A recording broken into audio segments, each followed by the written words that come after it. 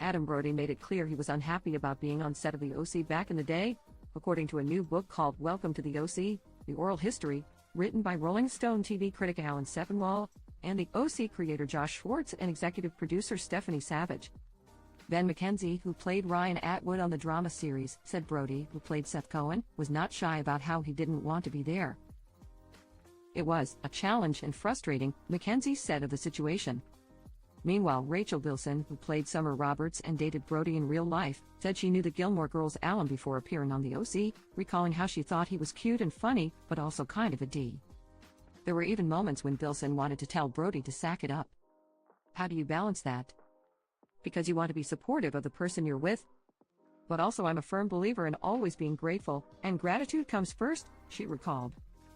And I think there were probably times where that went by the wayside. You grow up, you look back, and you can realize when you're young, you might behave in certain ways you wish you hadn't. Brody admitted he got bored of the show by season 3, but he was still professional on set.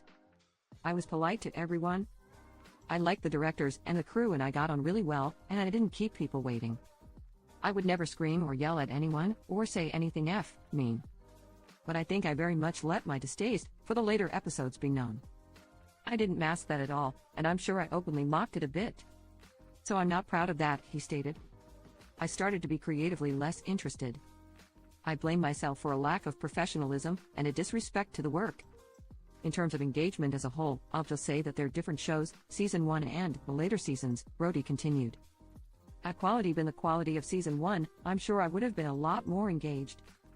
I think the quality of it and my engagement went hand in hand. Schwartz also noticed how Brody became less engaged over time, which is why they let him smoke weed. Brody just changed his delivery, his investment in it.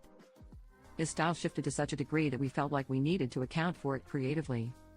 That's where Caitlin gets Seth hooked on pot took root, he claimed.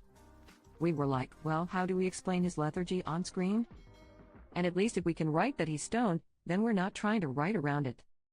Schwartz now wishes he would have had a big come-to-Jesus meeting with the cast at the chance to air out their grievances. They probably would have felt heard, he said, adding that the cast likely would have had good ideas that would have enlightened us creatively.